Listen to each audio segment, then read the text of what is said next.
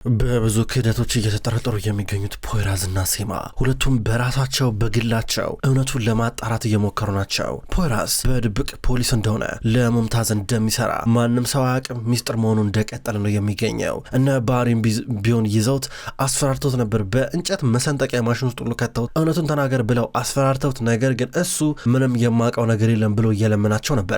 ሴማን ብትሆን ባሪ ልትበቀልበት የምትችልበት ምክንያት ያላት ሴት ናት። የባሪ ባባ አባቷን ስለገደለ አሁን ፖይራዝ ሲጀምር በግሉ ህይወት በቤጉምና በወንድ ልጁ በሲናን ጉዳይ እንደዚህ እንደተጠመደ ነበር ያለው። እዚህ ጋር ቤጉም በነገሮች እየተማረች በተለይ ደግሞ ልጇን ነጥቃ ወደ ሌላ ከተማ ልትወስደው ያደረገችው ሙከራ አልተሳካላትም። ከዛም በኋላ አሁን የመጨረሻ ውሳኔ ወሰነች። ይህም ፖይራዝ በቃ ሲናን ከማን ጋር መኖር እንዳለበት ይምረጥ እያለችው ነበረ። ከዛ እሱ እዚህ ጋር ይህን ነገር ባይቀበለው ከሲናን ጋር ሄደው ጠየቁ። ሲናን ከአባቴ ጋር ብቆይ ደስ ይለኛል እያለ ነበረ።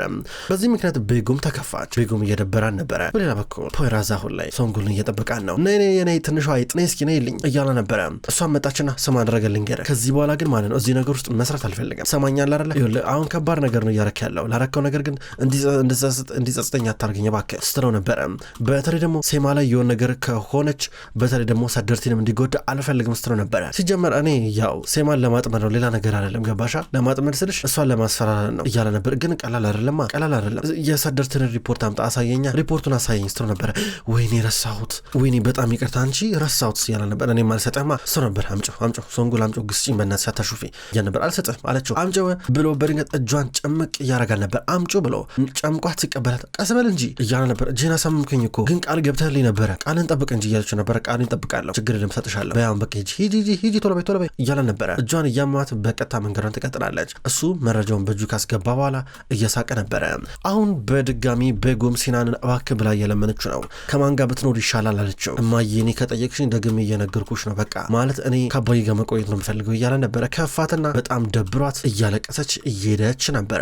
አኩርፋት ሄዳለች። እዚህ ጋር ፖይራዝ ልጁን እያቀፈ ያባብላል። በሌላ በኩል ሙምታዝ እጅግ በጣም አስፈላጊው መረጃ እጁ ገብተዋል። አሁን ወደ ዛፈር ደወለለት። ዛፈር አስፈላጊው መረጃ እጅ ገብተዋል፣ አሁን ወደ አቃቤ ሕጉ ቢሮ እየሄድኩኝ ነው ያለሁት፣ ዶክመንቶች ሙሉ እጅ ገብተዋል፣ ምርመራ እናደርጋለን ሲለው ነበረ። ዛፈር በጣም አሪፍ፣ አሁን ምርመራውን ለመጀመር ጥሩ መረጃ በእጅ አለ ማለት ነው ሲለው ነበረ። በል እንግዲህ አቶ ዛፈር የሚገባን ነገር መጨረሻም ታገኛለህ ሲለው ነበረ። ዛፈር በጣም ደስ አለው። ዛፈር በመጨረሻ ብዙ ነገር ላይ ያሳካ ነው። ከዛ እዚህ ጋር ለቅጥረኛው በል እንግዲህ ለሴማ በእኛ እንትን እህት አካውንታችን $500,000 አስገባላት እያሉ ነበረ። እሻረጋለሁ እያሉ ነበር። ባህሪ በደንብ ሊጠረጥራት ይገባል፣ በመጨረሻ ማንም አይሰማትም ሲል ነበር እየሳቀ። ሙምታዝ በሌላ በኩል ወደ አቃቤ ሕጉ ቢሮ እየገባ ነው። አቃቤ ሕጉ እየጠበቀው ነበር። አለቃ ይለዋል። ፖይራዝ ዛሬ መጥቶ ነበረ። አንተ ግን እንደዚህ አይነት ሰው እንደሆንክ አላውቅም ነበረ። ልጁ ምንም በማያውቀው ነገር እንዲታሰር እንድታጠምዳለ ሲለው ነበረ። አቃቤ ሕጉ እውነት አይደለም እንዴ ስትተፈጥሮ መሆን ያለበት ሲለው ነበረ። ድምጽ ቅጅ ሁሉ ነበረ፣ እሱን አሰምቶኛል፣ እሱን አንተ ነበርክ በድምጽ ቅጅ ውስጥ የምትሰማው ሲሉ ነበር። ምን እያወራ ነው ያለው እንዴ? ይሄ ነገር ፕራንክ መሆን አለበት፣ ይሄ እንዴት ሊሆን ይችላል? እኔ ምንም እየገባኝ አይደለም፣ አቃቤ ሕግ ከእውነት የራቀ ነገር ነው ይለዋል። ኧረ እንደዛ አይደለም ሙምታዝ፣ እውነቱን ተናገር እየነገርኩ ነው ሲሉ ነበረ። እንዴ አቃቤ ሕግ እንዴ ምን ማለት ነው? ይኸውልህ እንደዚህ በመጠየቅ ብቻ ትጸጽታለህ፣ ተው ይቅርብ በእውነት። እኔ አሁን ይኸውልህ ባህሪ ኡማንን በተመለከተ በጣም አስፈላጊ ነገር እጄ ገብቷል፣ ገባ አይደለ? አሁን ክስ ይመሰረትባቸዋል። ከዛም በኋላ እነ ሴማ ምናምን ነገር ሳይቀሩ ጉድ ውስጥ ይገባሉ። ከዛ አንተ ያኔ እድገት ይጨመርላል ማለት ታሳኳለህ እሱ ነበር። አቃቤ ሕጉ ደስ አለው። ሙምታዝም እየሳቀ እዚህ ጋር እያየው ነበረ። በሌላ በኩል አይሸጉል ማታ ላይ ወደ ሴማ ቤት እየሄደች ነበረ። ይሄን ይመስላል የአቃቤ ሕጉ እንግዲህ ፋይል ማለቴ ያው ለዛፈር በጣም ብዙ ስራ ይሰራለታል። እንደገና ልጁ ደግሞ በሚያሳዝን መልኩ በከባድ ሱስ ውስጥ ሆኖ ሕክምና እየተደረገልን ነው የሚገኘው ስራታለች። ሱስ ስትላ ነበር አይሸጉል። ሱስ አለበት ተመልከቺ፣ 17 ዓመቱ ነው ስትላ ነበር። ስሙ ማን ነው? ስራት ኦጉዝ ይባላል እያለቻ ነበረ። ፎቶን ተመለከተች። አይሸጉል ደነገጠች። የእሷ ታካሚ ነው ወይኔ ኦዜኔ ታካሚ ነው ስትላ ነበረ። አይሸጉል ስታስብ ነገር አጋጣሚ ይመስልሻል? አጋጣሚ አይደለም ስትላ ነበር። ምን ግንኙነት ሊኖር ይችላል? ለምን ደስ አሰብሽው? እየገባኝ አይደለም ስትል ነበር። እኔ እንጃ አላውቅም መጠርጠሩ አይከፋም በሚል ነው ስትል ነበር። ስልክ ተደውለላት ድንገት ሴማ ሄሎ ሴማ ያልሽኝን የቪዲዮ እንትን ማስረጃ እጅ ገብቷል እያለ ነበር። በጣም አሪፍ በቃ ላከው ስትል ነበር። እሺ ልከዋለሁ እያለ ነበረ። ከዛም በኋላ እየላከላት ነው። ሁለቱ ሴቶች ማውራታቸውን ቀጠሉ። ሴማ ፎቶ ተላከላት። ፎቶ ሲላከላት ተመለከተችው። ስታየው መኪና ውስጥ የሚታየው ፖይራዝ ነበረ። አውቄው ነበረ ትላለች። አሁን ማን ሚስጥር እንደሚያሾልክ ሴማ በራሷ ግምት ያገኘችው ይመስላል። ከዛ በኋላ ምን ሆነሻል እያለች ሸጉ ውስጥ ጠይቃት። አይ አይ ችግር የለም ዝም ብሎ ነው እያለቻ ነበር። ሌላ ዶክመንትን መመልከት ጀመሩ። እዚህ ጋር ቀና ብላ ሴማ ስራዬ ሸጉልን ታያታለች እና ባህሪ ተረብሸዋል። እሺ ታዲያ ማን ነው ከመካከላችን ሰላዩ? ሴማ ካልሆነች ፖይራስ ካልሆነ ማን ሊሆን ይችላል ታዲያ እያን ነበር ወንድ ልጆችን እዚህ ጋር አስቆሞ እየጠየቃቸው። እነሱ ደግሞ አባዬ ምናልባት ይሄ ነገር እንትን የውሸት እንትን ይሁን እንደ እኛን ግራ ለማጋባት እየተባባሉ ነበረ። ሰደርቲን ደግሞ በእርግጠኝነት ፖይራዝ ነበረ። ፖይራዝም ቢሆን ያው እያን ነበር። አንደኛው ደግሞ አዎ ፖይራዝ ልንሰነጥቀው ነበር፣ ነገር ግን ፈርቶ ተናግሯል እሱ እንዳልሆነ። ሌላ ማን ሊሆን ይችላል እያላቸው ነበረ። ምናልባት የሆነ ሰው ሆን ብሎ ነው ይሄን ነገር እያደረገ ያለው ከጀርባችን ይላል ዙልፊካር። ኧረ ግራ የሚያጋባው ነው ይባባላሉ። ድንገት ተደወለለት። እዚህ ጋር ባህሪ ሲደውለት ከፖሊስ ነበረ። ባባ ባህሪ እኔ ሳሊ ነኝ ከተቀናጀ የወንጀል ክፍል ነገሮች ተመሰቃቅለዋል ሲሉ ነበር። ምን ተፈጠረ እያሉ ነበረ። አንተን እየተመለከተ እጅግ በጣም አስፈላጊ የሆነ መረጃ ደርሷል ሲሉ ነበረ። እንዴት ሆኖ ሲሉ ነበረ። አዎ ያንተ ጠበቃ የሆነችው ሴማ በሷ በኩል አንዳንድ ዶክመንት መጥቷል እኛ ጋር ደርሷል ሲሉ ነበር። እንዴት ሆኖ ሲሉ ነበር። አዎ እንደዛም ሆኖ ሳለ ሴማ $500,000 ወደ አካውንቷ ገብቷል እሱን አረጋግጠናል ሲሉ ነበረ። ከዛ ባህሪ እስኪ ሁላችሁም ውጡ እያላቸው ነበረ። ሁሉም ወጡ። በላውን በስነ ስርዓት ንገረኝ ሲሉ ነበረ። እያልኩ ያሉትማ በሴማ አካውንት ውስጥ ከሆነ ካምፓኒ $500,000 ገብቷል ነው የምልህ። በሆነ ኮንስትራክሽን ካምፓኒ በዛን ይገባላት ሲሉ ነበረ። እንደዚህ አይነት ገንዘብ ገብቶላታል። በኋላ ቀደም ብዬ ልንገር ነው አቃቢ ሕጉ እናንተን በተመለከተ ከሱ የተቀበለው መረጃ አለ። በኋላ ክስ ይመሰርትባቸዋል። ተጠብቁ ዝጋ እያለ ነበረ። ጠብቁ ተዘጋጁ ብሎ ስልኩን ዘጋው። እንደዚህ ካለው በኋላ እዚህ ጋር ፖሊሱ አጠገቡ የነበረው ሙምታዝ ነበረ። አንተ ጎበዝ አክተር ይወጣል፣ በእናትህ ምርጥ አክተር ይወጣል። አሁን እንግዲህ ግራ ሲጋቡ እናያቸው እያለ ሙምታዝ ይስቅ ነበረ። ባህሪ ግራ ገባው። እንዴት ነው ሴማ እንደዚህ ልታደርግ የቻለችው እያለ ግራ ገባው። በሌላ በኩል ቤጉም ሻይ ሁሉ ጊዜ እየሄደች ወደምንጠጣበት ቤት ሄደች። ከዛ ሄደች መጠጥ ቤት ነገር ነው ፊት ለፊት ተቀመጠች። ከዛ አስተናጋጁ መጣ። እዚህ ጋር ምን ይምጣልሽ እያለ ነበረ። ሻይ አምጣልኝ ያለችው ነበር። እርግጠኛ ነሽ ይላታል። አዎ ሻይ ስትሮ ነበረ። ግን ቤቱ በደንብ መጠጥ የሚሸጥበት ቤት ነው። ድንገት የሆነ ሰው እየመጣ እስኪ ውስኪ አምጣልኝ የተለመደውን ይለዋል። ረጋ ብለውም ለእሷ መምጣለት ይለው አያስፈልግም ትላለች እሷ። ይህ ሰው በደንብ ስለማያውቃት ቤጉምን ዝም ብሎ ባይን ብቻ ነው የሚያውቃት። እሷን ውሳኔውን አክብሮ ዝም አለ። ነገር ግን ቤጉም መጠጡ ሲቀዳ ብርጭቆ ላይ የሚያወጣ ድምፅ ራሱ እጅግ በጣም እያጓጓትና ጆሮዋን እየወሰወሰው ነበር። አይኖቿ ተንከራትቱ፣ ምላሷ አንጀቷ ተላወሰ። የምር ይሄ ውስኪ ናፍቋን ነበረ። ለብዙ ጊዜያቶች በሕክምና ላይ ቆይታለች በመጠጡ ስትሰቃይ። ነገር ግን አሁን ስሜቷ ሲላወስ ይቅርብኝ ሻዩ ብላ እየሮጠች ወጣች። ከመጠጥ ቤቱ ወጣችና ገና ትንሽ እንደሄደች ወይኔ ቦርሳይ ቦርሳይ እያለች ነበረ። ለቦርሷ ስትል መመለስ አለባት። ስለዚህ ወደኋላ ተመለሰች። ወደኋላ ብላ ተመለሰችና ሰውየው እየጠጣ የነበረውን ውስኪ ብርጭቆን ተቀብላ ግጥም አርጋ ጠጣችሁ። እንደው ቅደው ትለዋለች። በጣም ጠምቷን ነበረ። አሁንም ይቀደዋል። ብርጭቆን ራሱ እዚህ ያስቀምጠው ስትለው ነበረ። 10 ጊዜ እየቀዳች ቶሎ ላጥ አደረገችው። አሁን ገባላት፣ መስከር ጀመረች። በሌላ በኩል ዙልፊካር እጅግ ደምን ፈርቷት ወይም የሷን አባት ፈርቶ ሸሽቷን ነበር። አሁን ደወለችለት። እንገናኛለችው። እሺ አንቺ ያለሽበት ቦታ እመጣለሁ እያለ ነው። በሌላ በኩል ሸጉልና ፖይራዝ ሲናንን እያጫወቱ ናቸው። የሆነ የጌም ማዕከል መጥተዋል። እዛ ሲናን ዞር ብሎ እየተጫወተ በአንድ በኩል ሁሉም ይጨቃጨቃሉ። ሰማያዊ ቤጉማውን የአልኮል ሱስ አለባት ማለት ቢጀምራትስ ተው ይሄ ማድረግ ትክክል አይደለም። ሲናን ከሷ ጋር ይሁን ለሷ መድኃኒቱ እሱ ነው ስለነበር አይደለም እንደዛ አይደለም። ቆይ ሸጉል አልገባሽም። ስሚኝልሽ አለበዚያ ይዘው ብጠፋስ ልጄን ብታሳጣኝስ እያለ ነበር። ተው እሱ ላታረግ ትችላለች ድጋሚ። ዋናው ነገር ከስተቷ መታረሟ ነው። ተው ይቅርብ እያለችው ነበረ። ከዛም በኋላ ስለ እሷ ታካሚ እየነገረችው ነው። ስለሚባለው ልጅ አባቱ ማን እንደሆነ ገርም በጣም ይሄ ነገር አጋጣሚ ነው ስትለው ነበር። ኧረ ከባድ ነው ይላታል። ድንገት እዚህ ጋር ሲናን መጣ። አባዬ እናቴን አናገርካት ልደውልላት እያለ ነበር። ከፈለክ ደውልላት ችግር የለም ሲለው ነበረ። ሲናን ስልኩን አወጣ እየደወለ ነበር ወደ እናቱ። ቤጉም ጠጥታ የመጨረሻ ደረጃ ደርሳለች። አባዬ ወደኝም እናቴን ብትሆነ ወድሻለሁ ትላለች። ነገር ግን እሷም ያው ናት፣ ምንም ልዩነት የላቸውም ትላለች። እያለቀሰች ነበር። ነገር ግን ደግሞ ወዳቸዋለሁ። ባለቤቴም ቢሆን አይወደኝም።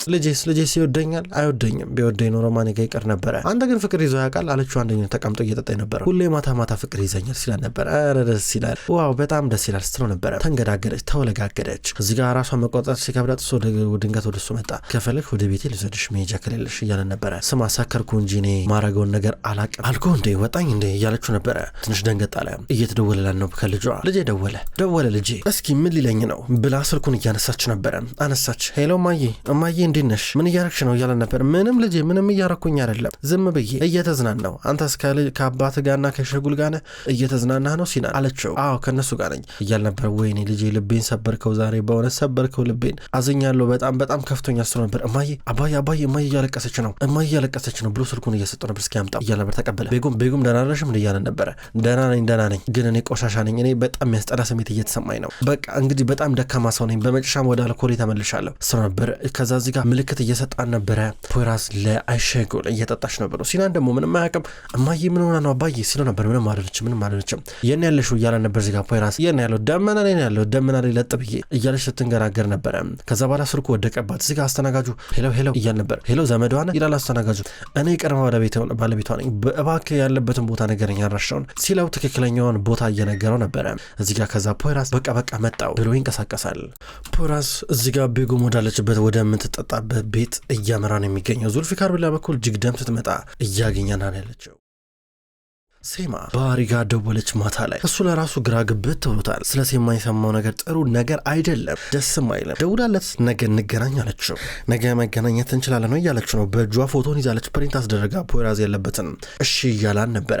እዚህ ጋር ጅግደምና ዙልፊካር ተነጋገሩ። ምን ሆነ የጠፋው አለችው። ምንድነው የት ሄደን ጠፋው አለችው። ከዚህ በኋላ መገናኘት የለብንም እያላን ነው። ሁለቱም ተላቀሱ። ደህናሁን ብላው እየሄደች ነበረ።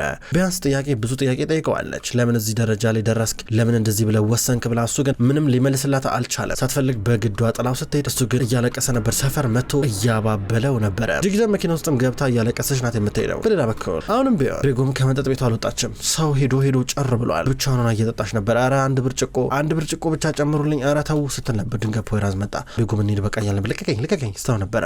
ዞር ስትል እሱ ነው እንዴ መጣ ስትለው ነበር። ምንድነው ሁሉ ነገር እንዴት እዚህ መጣሽ እያለ ነበር። ሻይ ልጠጣ እኮ ነበር የመጣሁት። ሻይ የለም ነበር። አይገርምም ብላ ስስቅ ነበር። እኔ በቃ እያለ ነበር። የት ይላታል። ቤት እንሄዳለን እያለ ነበር። እኔ እንደዚህ ሆኜ ቤት ማንንም ማየት አልፈልግም፣ በእናትህ የሆነ ቦታ ወሰደኝ፣ ሆቴል ወሰደኝ በቃ ብላ እያቀፈችው ነበረ። እሺ ብሏት በቀጥታ እየወሰው ነበረ። እኔ የምልህ ፖይራዝ እኔ እናንተ መጀመሪያ የጫጉላ ሽርሽር የነበረበትን ሆቴል ታስታውሳለህ ስትለው ነበረ። ስለምን ጫጉላ ነው የምታወሪው እያለ ነበረ።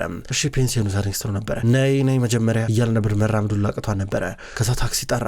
ታክሲ ውስጥ እያስገባት ቤጎም ባክሽ ተጠንቀቂና ግቢ ታክሲ ውስጥ ቀላል አይደለም ግቢ እያለ ነበረ። ከዛ እሷ ስትታገለው ግቢ በቃ እያለ ነበር እሱ። ከዛ በመጨረሻ ምን ሆነሃል አንተ ከኔ ጋር እያለችው ነይ ግቢ ብሎ በግዳባ ብሎ አስገባት። ከዛ ግን ይዟት የመጣው ወደ ራሱ ቤት ነበረ።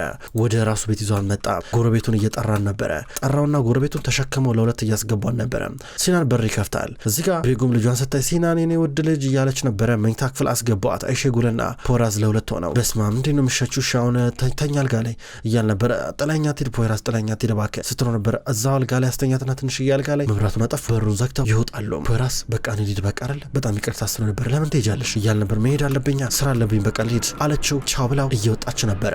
ከዛ በኋላ እሱ እዚህ ጋር ስልክ ተደወለለት ከቤጎም አባት። ደህና ናት ቤት አምጥቻታለሁ እያል ነበረ። ከዛም ከሲናን ጋር ቁጭ ብሎ ማውራት ጀመረ። እናትህ ሆዷን አሟት ነው ለውድ የሚሆን መድኃኒት ወስዳ አሁን ረፍት ያስፈልጋታል እያሉ ነበረ። አባዬ ግን ተናዳብኛለች እኔ ላይ ሲለው ነበረ። ነገ እናወራታለን ችግር የለም ይለዋል። እዛው ለጥ እያሉ ናቸው።